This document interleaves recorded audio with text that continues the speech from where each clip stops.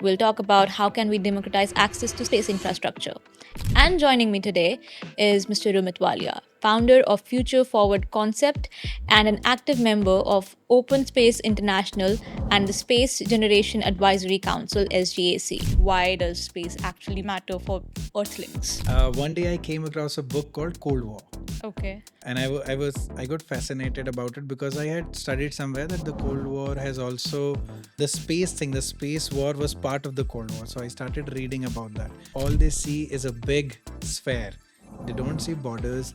They don't see any differences. All they see is one family, one Earth. That nation, Asgardia, it has its own parliament. They have their own elections. I think they have 500,000 members as well. I don't know. They call them citizens. I would call it a community. This can happen. The Asgard community, I think, with International Space Station is up there. The Tiangong station, Chinese station is up there. So this can also happen. Oh, there was a movie Elysium.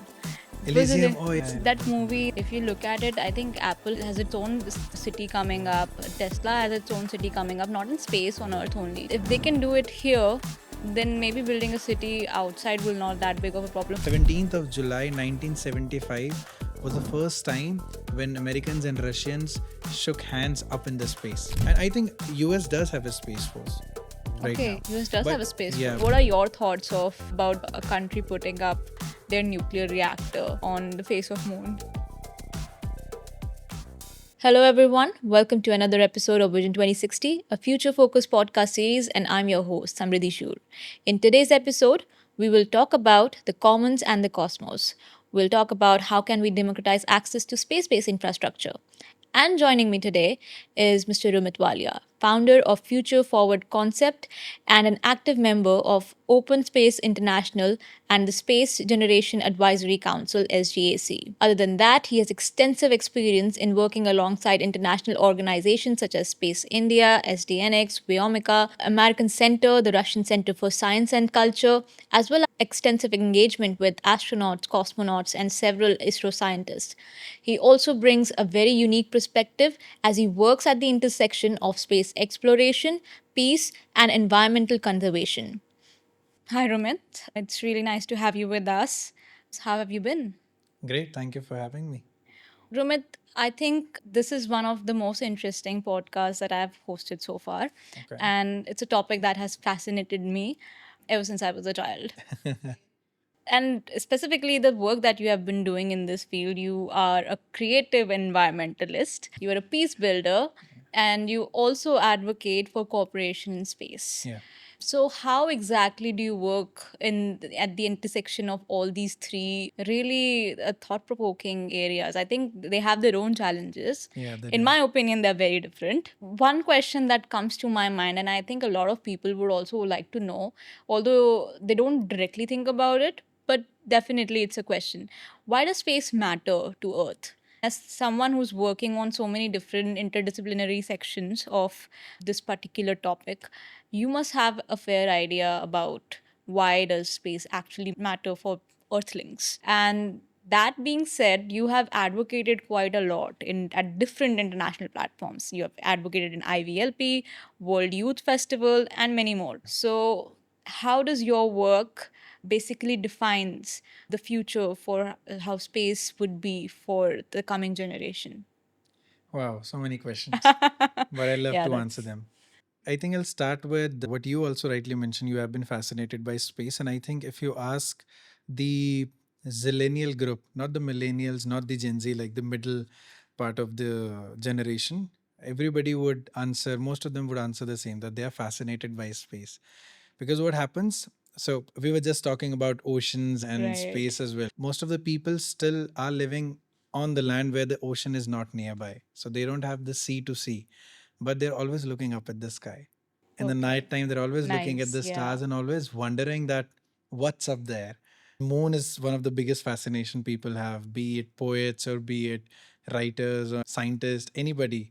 Every day they like to see moon, and when they see stars, they always imagine the mind, the brain, I would say the horizons get bigger. They think, oh, there's something big outside. There's something more to the world that we are living on. It's not just our society or our home. So I think that's how, for me, also it started. I was an average student in school as well, but couldn't ace the space eligibility to learn space. And maybe I was not in the right mind. I would have done that if I had known that there is an option. But so, environment for me has been a responsibility kind of a thing. I Okay. started creating groups and talking to people, doing campaigns since I was 12 in school. And then it became like a responsibility. So, I come from a farming background and I've always been, I mean, on the grassroots related to the species and plants. So, that was into me, I would say. Peace, I started when I started working with some organization, and then some riots and all those things happened. So, I thought maybe peace is something that we really need to work on. But again, space was always in my mind. In around 2015, I was trying to figure out how can I put space in all the work that I do. There must be a way. It shouldn't be very distinct from what I do. And then I started reading books in the library where we also met.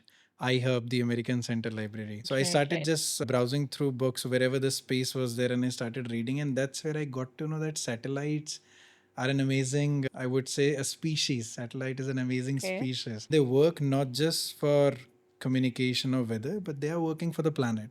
So I got to know that without the satellites up in the sky, you can't really monitor climate change. You can't really monitor how much deforestation happening in the Amazon rainforest, or how many tornadoes, or let's say typhoons or hurricanes are going to come up.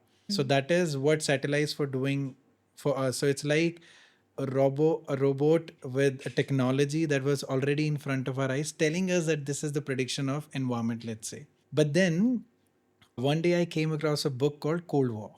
Okay. And I got fascinated about it because I had studied somewhere that the Cold War has also the space thing, the space war was part of the Cold War. So I started reading about that. And there, after finishing it, so I actually wrote a paper on it, which is left unpublished as of now as well. It's still on those yellow pages in somewhere in my study table somewhere, maybe a lot of dust on that. But that time I came across that there are so many agencies internationally, so many online communities that are trying to work on space exploration as a symbol for peace. And then I read about exactly what your topic of this podcast is, commons for the cosmos, what a global common is. And I knew and I got to know that space is one of the biggest, one of the largest global common, because it tells you that there are no boundaries. And whenever somebody goes up in the space, all the astronaut, cosmonauts, now even Vyomonauts, I would say, everybody has said the same thing, that whenever they go up, all they see is a big sphere. They don't see borders, they don't see any differences. All they see is one family, one earth. And that really stuck with me. If and all the cooperation that has happened so far, I think the last stage that has at reached was space cooperation. Like whatever wars are happening right now on planet Earth, it's not happening on the International Space Station. Both the countries that are in a kind of a war right now on Earth, they're not in war at the International Space Station. They're still working together because their vision is working for all the Earthlings. So they're not seeing that they are either working for one country or the other. And that's how it all started. Wherever I go, I try to connect that climate change and space both are a symbol of unity and peace. And then without space, we're not able to monitor climate change. And then peace is one topic which everybody wants to discuss, having these two on the table. So that's how the triangle came up into the action. And it's always a pleasure answering this question too. I think that your journey is as interesting as the career itself. The intersection of all these areas and how you actually came about all of them, it's quite interesting, I must say. Now, I think one of the questions that comes to my mind, and that you've also pointed it out, that during the Cold War, space race actually began. Yeah. So, how do you think that space race has evolved over time? Because the way it was back at the time of Cold War, it's not the same anymore. It's very different. And space is slowly becoming more and more political. Who launches first? Who builds the first infrastructure on the moon? All these things are now coming up. So, do you think that in the future it would become a problem for us and it'll be more of a political topic and it'll become a diplomacy issue as we go forward? So, here is an opinion that people always judge me for. I always say that during the Cold War, especially during the space race, a lot of technologies came into action. People, scientists were like day and night, they were trying to do something because they wanted to win that race. So competition is always good, but it doesn't have to be on the verge of, let's say, somebody's life, because a lot of Soviets and a lot of US people, astronauts basically lost their life during this mission as well. Right. They are heroes, and they are still, we say, a lot of people say that they sacrifice their life for the technological advancement. But now I think we are at a pace where it's no more about who goes first. The space race during the Cold War was about who gets to be the first on the moon, who gets to plant their flag. Right. Now I think it's more about who gets the access to the information that we are gathering from space. So let's say at that time only two countries had a space program, but now India is also a pioneer in space. And True. India being the fourth nation, I think US, Russia, China, and India, four countries only still know the space docking mechanism, and we have the capacity to do that. But there are around 77 countries which have a space program now. So everybody is trying to do something. And then very few, actually 16 only have the launching capacity. But just right now I was reading a post shared by government portals that we, I think, launched more than 400 satellites using our launch pad and our launch station from across the That's world. great. I mean, the Amazing. cooperation is there, but it really depends the gathering of information. If it's easily accessible to everyone and every country can make use of it, I think it's going to be a good cooperation. But if somebody says, no, this is only we are doing and we will not let you have set foot on the moon, this is our territory and things like that, I think then it's going to be a problem. If somebody comes up with an idea, hey, let's forget this part or let's not reveal this technology and things like that, because everybody have to understand that all in all, at the end, it's all about how the earthling want to try to move to, let's say, another planet. Right. You can only get the eligible person to it, but you'll have to find those eligible person from earth, and those people cannot be just from one country. All the countries have intelligent people, and some have more intelligent than the other in different capacities: doctors, engineers, poets, writers. So you'll have to pick people from across the world. So when people understand that, I think, again, the first thing, space really broadens not just space as a horizon, but it really broadens your horizon as well. It pushes you to think beyond the borders.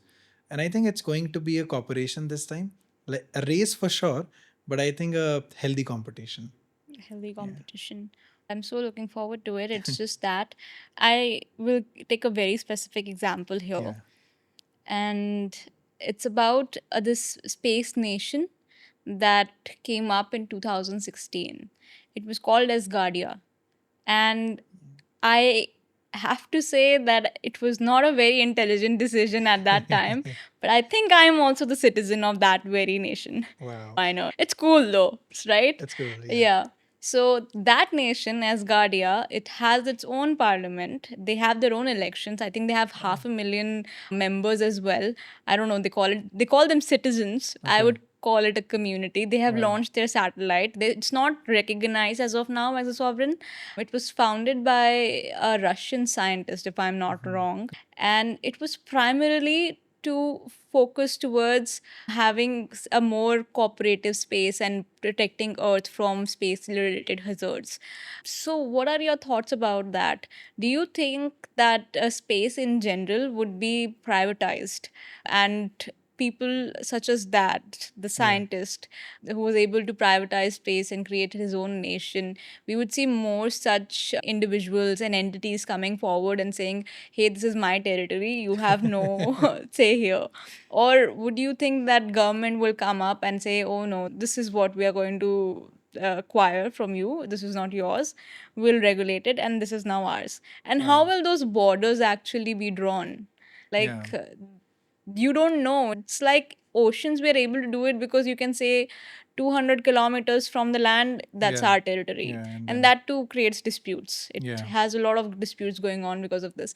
But what about space? How exactly do you envision a space border coming up? How will an entity or a government enforce such kind of borders? That is my question. I think that's a very relevant question to what's coming up, because this, as Guardian, I would say, community.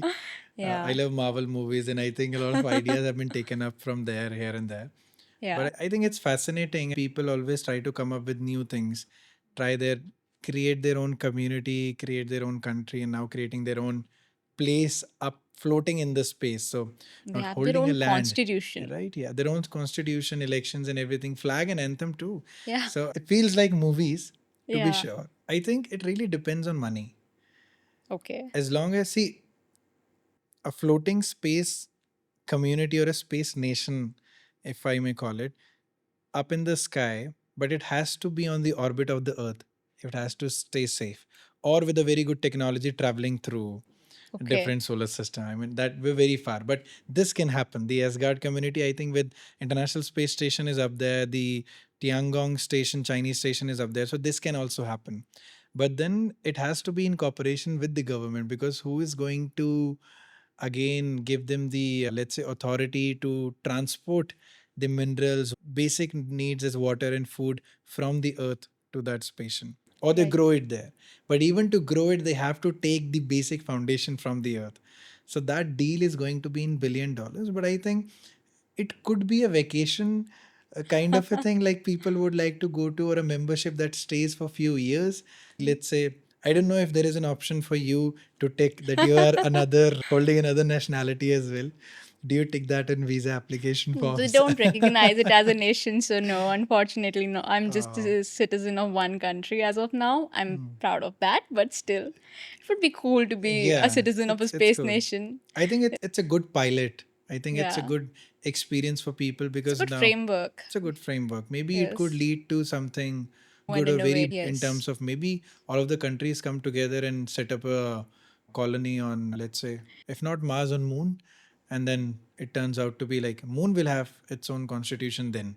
So like it could happen.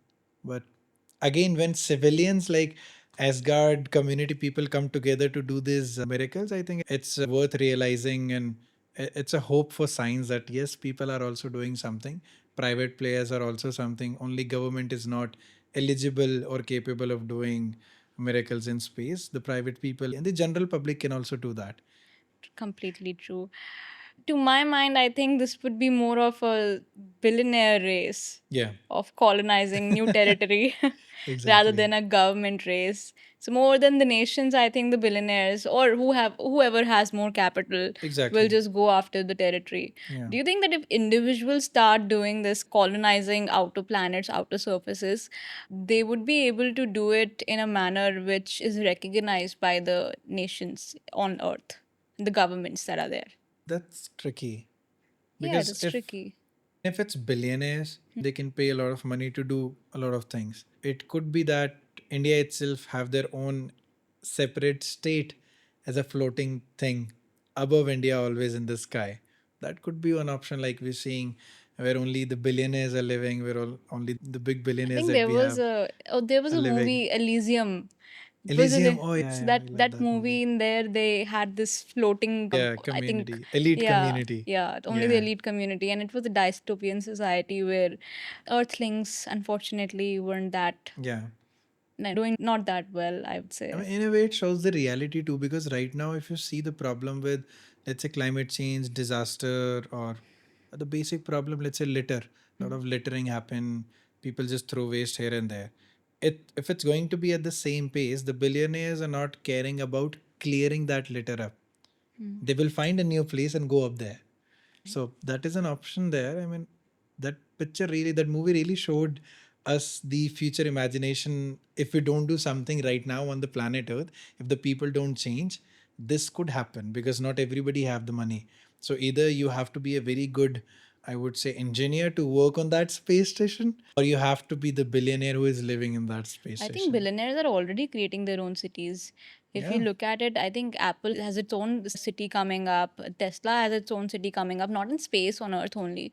But if they can do it here, then maybe building a city outside will not that big of a problem. But the real question is about the borders. Yeah. Who does it actually like? Who's the owner of that nation? Who takes care of the taxes and the amenities and the basic infrastructure? If the company is doing it Yeah. and building the city and having its people there, then technically the companies own it entirely. So, do you think that the government would have a problem with that in the future? I think either they have to set up a territory that if it's that far. So, for example, ISS I think floats around 28,000 kilometers up in the sky. Same the Chinese station. They are both Yeah, 28,000 kilometers from the land, let's say, Right. or from the sea level. I'm not sure.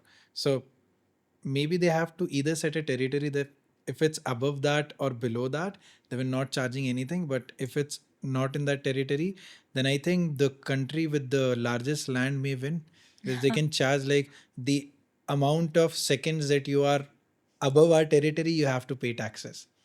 That could be one economy model that it runs on. So these station or these communities can always change their trajectory too. So maybe for Right. one point they are only, let's say, roaming around, let's say, Russia, India, and covering that part, and a lot of Pacific Ocean or Atlantic Ocean. Or if they have good connections, let's say with Europe, they're doing the opposite. India is going to be in both. Or they do just they to reduce the taxes. We're talking about if countries have put taxes on these nations up in the space, maybe they'll float the maximum amount of time above the oceans, the international waters, so that they don't have to pay taxes to anybody because it's above their territory. But still, some countries will be. There's no space on Earth, as far as I know, that you can just orbit without even seeing the sky, the land, or something. So they'll have to pay tax to some country if the government agrees to it. What if it's in the trajectory of Pacific Ocean? That's no man's land. Yeah, that I think a lot of people would try to do. The international waters that, hey, Mm. we are above nobody. Yeah, Yeah. that's no It man's could be land. a static thing to, People do own islands as well. yeah. No government can charge anything. Billionaires do have Yeah. islands. Even in US, I got to know that somebody, I was seeing this video, somebody, some celebrity owns a town in Texas too. Yeah, yeah, Mark Cuban. Oh yeah.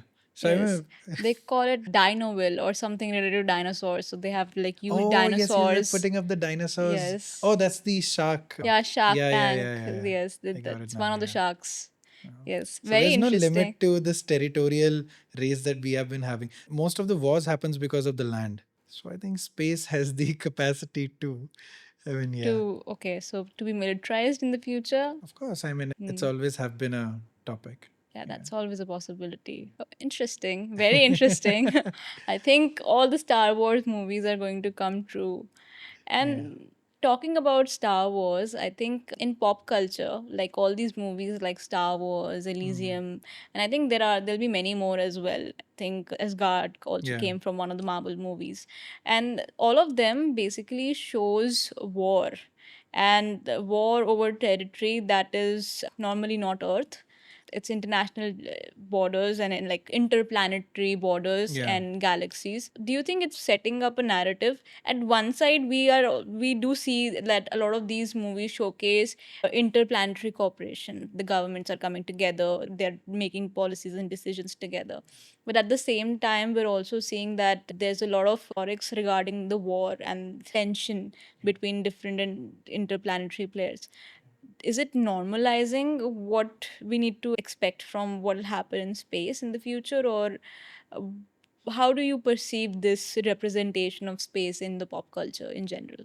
You come from peace, so Yeah, yeah. you must have some thoughts regarding that. Pop culture, which we also call a soft power, it's always a tool which is very good, not just for peace building, but also to like influence people.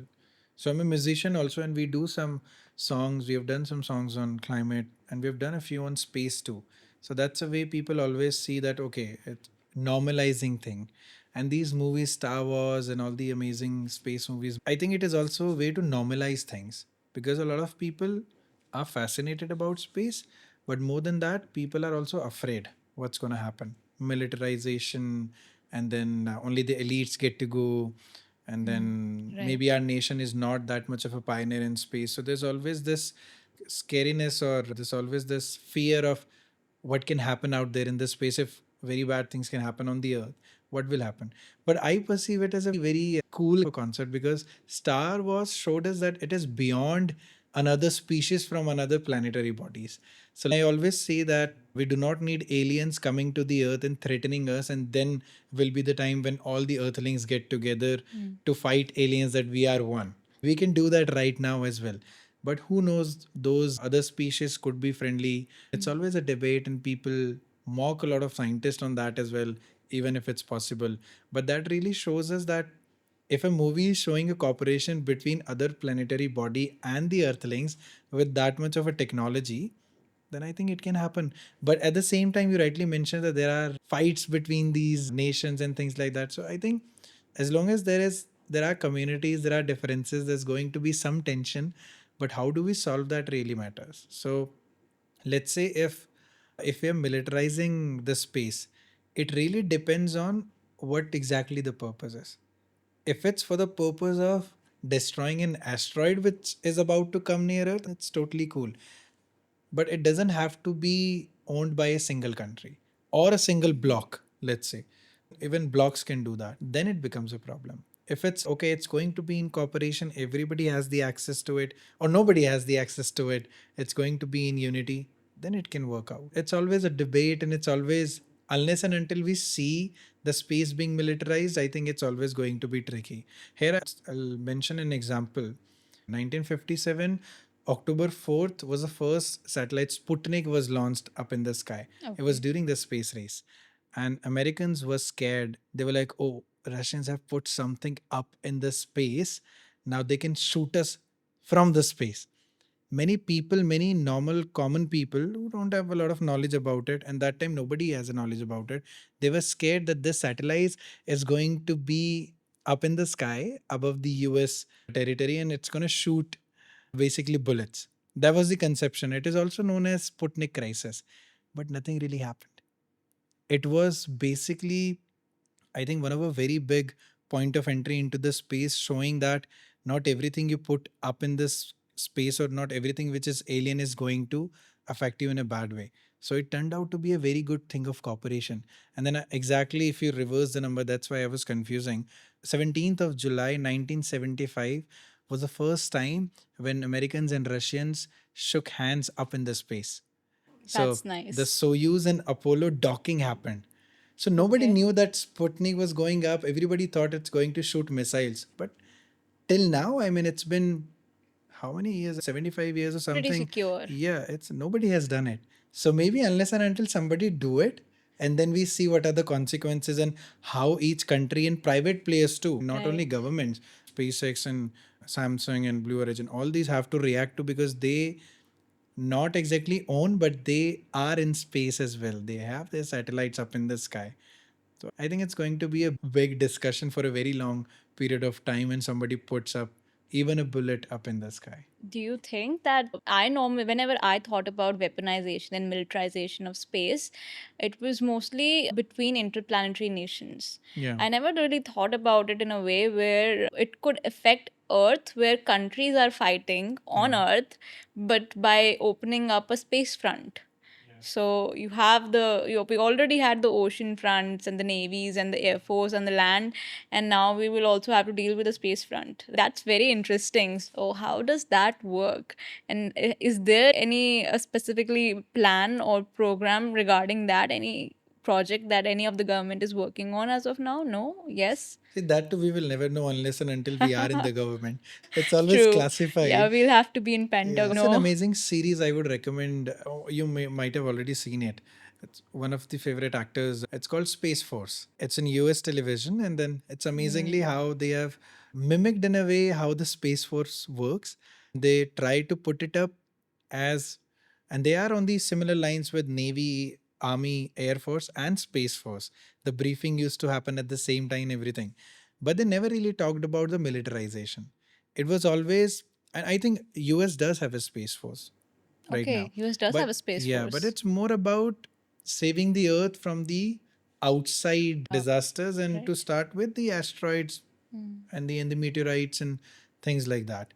Yeah, so that it doesn't affect. But if they already have a space force, then a lot of people might have been thinking about too. A lot of mad people out there in the world who think that we can just, if we can put an international space station up, we just need to drop something somewhere. This is how it all started with the airplanes as well. I don't think it'll be that easy. There'll be a Not that coefficient of easy, yeah, gravity yeah. and like the acceleration and everything, and you'll have to make sure. But yeah, of course, But that's that the can beauty be of space. That's what I love about space. That it's about precision. And right. it's about mathematics and accuracy. So you can't be And really you can't like in a just war. drop something because it might not You don't even know how reach the Earth. aerodynamics is going Yeah, to work. yeah, it'll just Probably it will just burn up. I don't know if Yeah, if it'll even reach the surface of Earth, and how will that react, and maybe how what it's would be just the floating as a precision? debris, or Yeah, you don't know. You supposed, that depends on the height as well. yeah, you launched it somewhere, but then it fall back into your territory. You That never kind know. of testing has never happened. So as long as that is not done, or who knows, maybe that's done when we don't know. It's I too mean, high up. in a way, rockets do fall down. They use the Okay, so they have been testing. the parts of the rocket when they go up, they do fall down in the Pacific Ocean. I think there's this Nemo point. You might have heard about this. So it's like minimum of 2000 kilometers from any other territory. So usually they dump everything there. But now things are coming up like this new refueling, I mean, reusing the launch pads and everything has come up. So it's also about reducing the amount of money that we are putting up. And you would be glad to know, it's, I don't know how it's going to be, but India also launched a mission called Swachh Antariksh Abhiyan. Abhiyan. Yeah. So it's like how they Nice. can reduce the debris problem and then reusing the satellite launch pads and everything. So it's, I think if that goes into the function, they'll maybe after a decade or so, they'll forget that they have to drop something back to the earth. And that will be for good for everybody, I think. And that's nice. That's nice. I guess now that we're talking about militarization of space, and this is a very important topic. And recently, also, I just heard this news.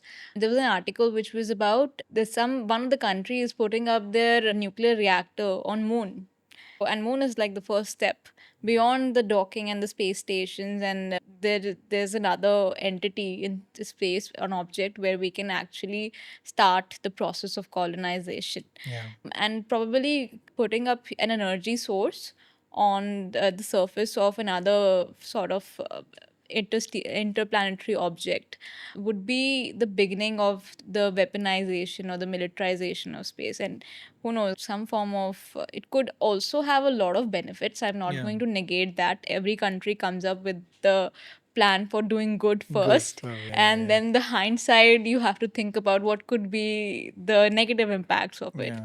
So what, in your opinion, what are your thoughts of about a country putting up their nuclear reactor on the face of moon? See, I think scientists who create these visions and create this technology, they always come up with a good, as you said, a good vision and mission for this. Doing good for the planet, doing for good for the community, humanity, to be a broader subject. But then it really comes down to the people who are going to be engaged with that.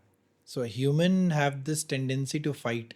They cannot tolerate even their own company for a very longer time. Two people, they definitely at some point they get tired or they get irritated and they try to be in a conflict.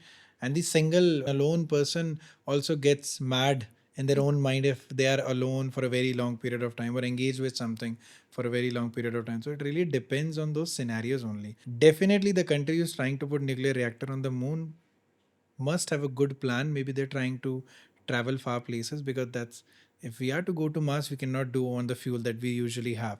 We have to have some energy which is long lasting or like forever lasting, like nuclear power or something. So we can not just go to Mars but other planets as well. There are several programs There for are, yeah. SMRs, for space propulsion Exactly. systems. Exactly. So SMRs is actually being explored specifically for deep space Deep missions. space mission. Yeah. Right. So for that, I think we do need that. But then, if a person at the moon station and they are using it for some other purposes, that really we can only tell when it happens. And then there could be rules. There could be jail in a moon as well. Putting people who are doing using these weapons for bad things, they could be put in a jail. Those could come up, because this is how things also started on Earth with colonization or other colonies that have evolved, other emperors that have evolved. I think the pattern is going to be very similar. It's just the territory is going to be different. Because to be honest, with nuclear power, I think whoever puts up nuclear power up on the space, they also know that it can not just be bad for that place, but if something happens to moon, Right. I don't think Earth is going to That's my survive. concern. So, Something happens to moon. What about the gravitational effect? and you don't know, The to start with, fishermen would yeah, suffer. The oceans everything. would react I don't know how negatively. the Earth will react. Yeah. The spinning or the poles, everything, we never know. Volcanoes will be erupting, or how many disasters. Yes, Will there there could be be somebody earthquakes. even Yes. left alive on the planet? Or will the planet be left alive? We never know. That's far short, but because even if the nuclear reactor goes up, and let's say yeah. that this is the worst case This is the scenario. worst case scenario. Yeah, so it would definitely impact the Earth. The Definitely. gravitational field and everything else will be impacted.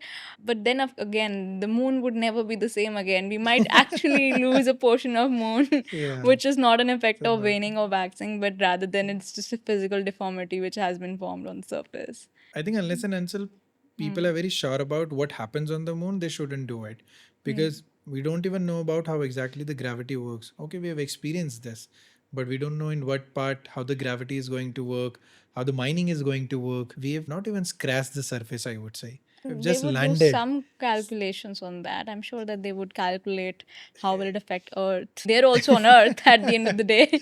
So They they might should have given some thought. yeah, they should have given it some thought. Do you think that this would impact the trade and commerce in the future, like asteroid mining, satellite, internet, even space tourism, if they're putting up a nuclear reactor up there?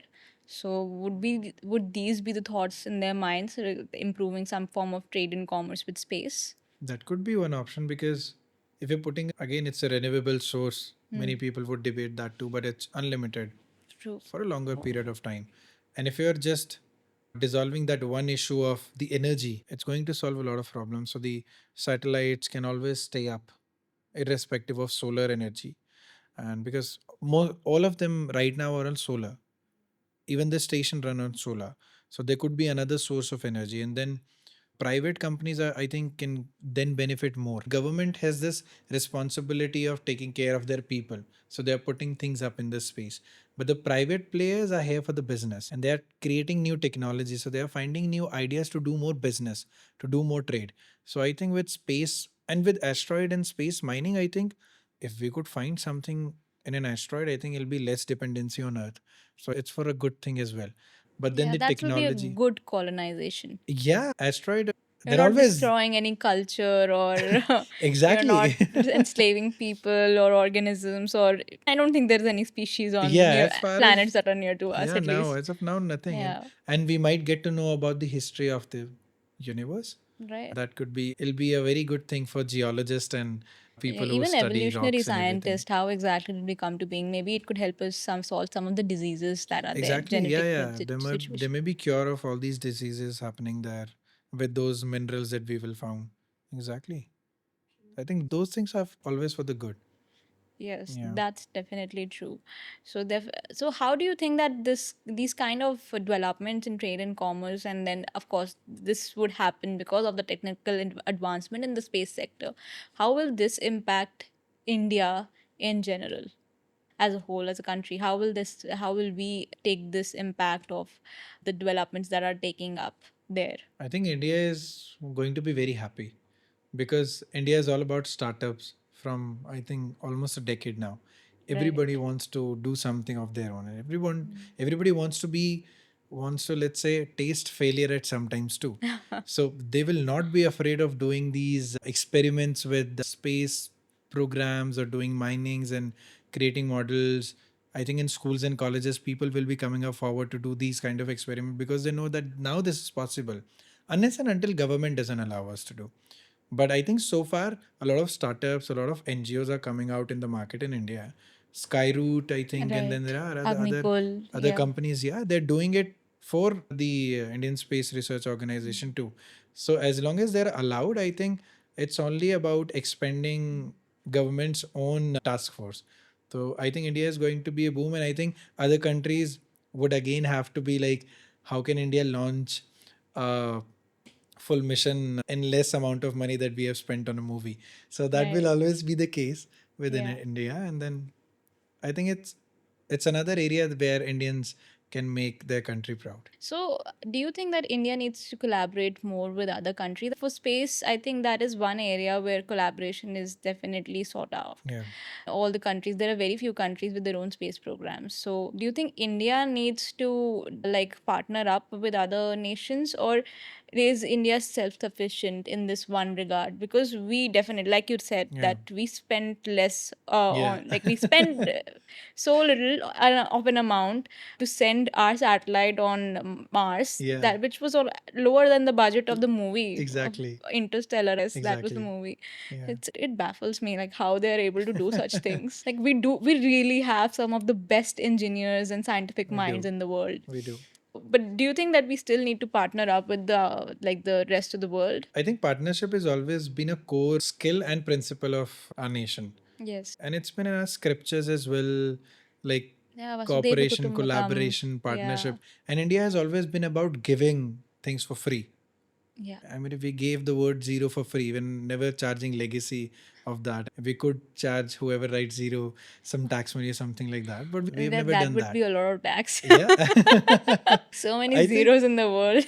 yeah. And I think India has Yeah. done a very good thing with partnering up with the space pioneers. I think, I'm not sure if we have partnered with China on that front, but with USSR, so Russians and Americans, we have partnered with highest capacities. So both ways it's going good. And then with NISAR being launched, the NASA and ISRO synthetic aperture radar, which is going to be a very big thing.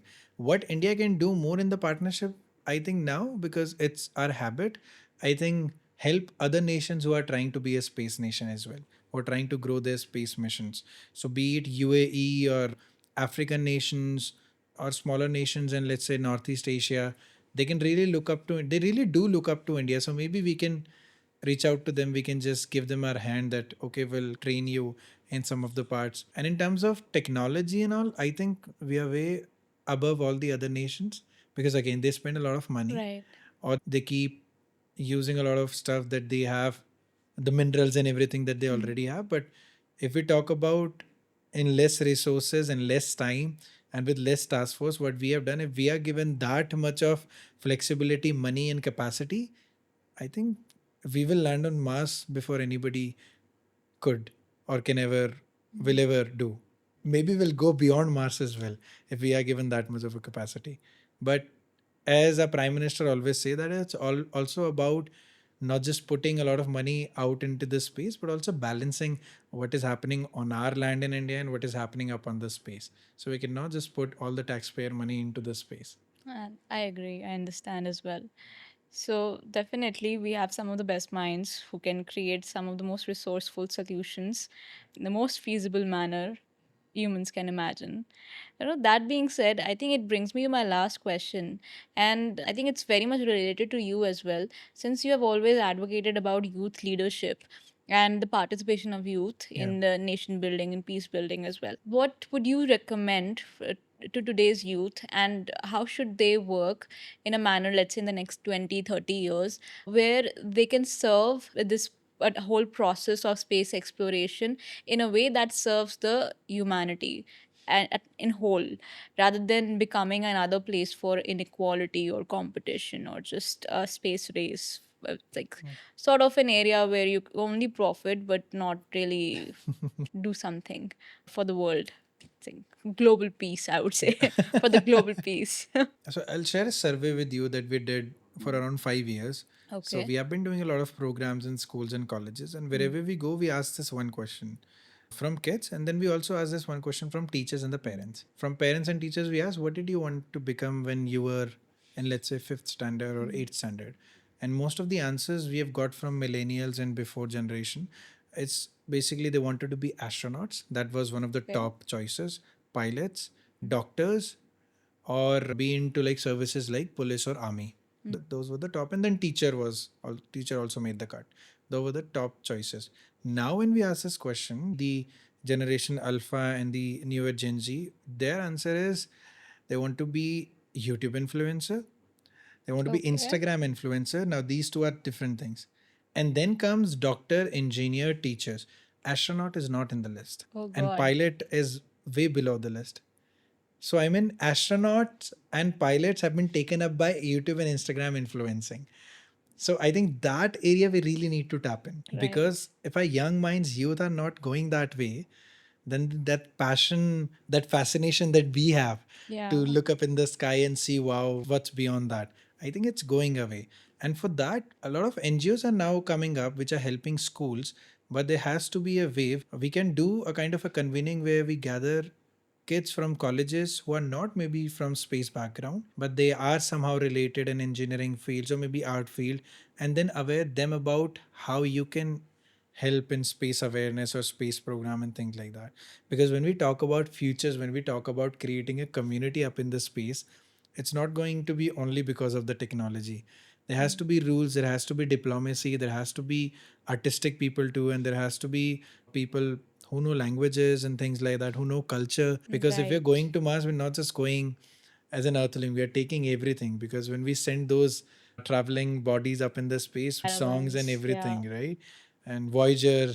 So we need to do that. So these people need to, I think we need to make them realize that space is still a fascination, and you need to think beyond a digital world that you are living inside, because that digital world is also possible because satellites are up in the sky. Right. They wouldn't be working, the internet wouldn't be working if it's not there. The government also, I think, need to focus a little bit more on space awareness program. ISRO does help out a lot of NGOs, a lot. Atal Innovation Mission does a lot of things, but I think if the world can come together on this, if all the nations can come together and create some kind of program where they can share their experiences or make people meet these astronauts and cosmonauts. Because when really I've experienced this myself, when you meet an astronaut and you shake hands of a cosmonaut, you somehow feel that energy. You like, oh, this man has been to a place where Nice. very few have gone. So you kind tend to follow that path somehow. Not all people are made to go up in the space, or they're not maybe eligible financially or by intelligence, but they can definitely contribute something of their own to up in this space, be it in any sector, be it computer science, mechanical engineering, or even, as I've been saying, art. That's Yeah. very interesting. I think this was one of the most interesting sessions so far. Thank Space you. has always been one of my favorite topics. So, definitely. Thank you so much, Rumit. Thank you for having me. This was very interesting because we covered so many hypothetical Hypothetical. topics Yeah, as yeah, well. yeah. Something that hasn't happened so far, but if you think about it, it's possible. Yeah, I yeah, mean, everything's possible. technology is up there, and so are the people.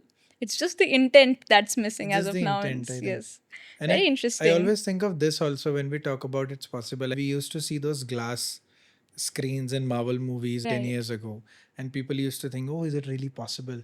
It was the same case with touch mobiles. But it was possible. Then Fold came, Flip came. I just recently saw that Lenovo, somebody has launched a laptop which roll backs in to the keyboard. So the technology is coming up. So I think Star Wars is possible too. It's just a matter of time. I'm so looking We might forward to it. not be alive to see that, but yeah. Ah, that's unfortunate. Then what's the point? Yeah. Anyways, I guess this gets us to the end of our podcast. Yeah. But thank you so much. It was Thank you. very interesting. Thank you.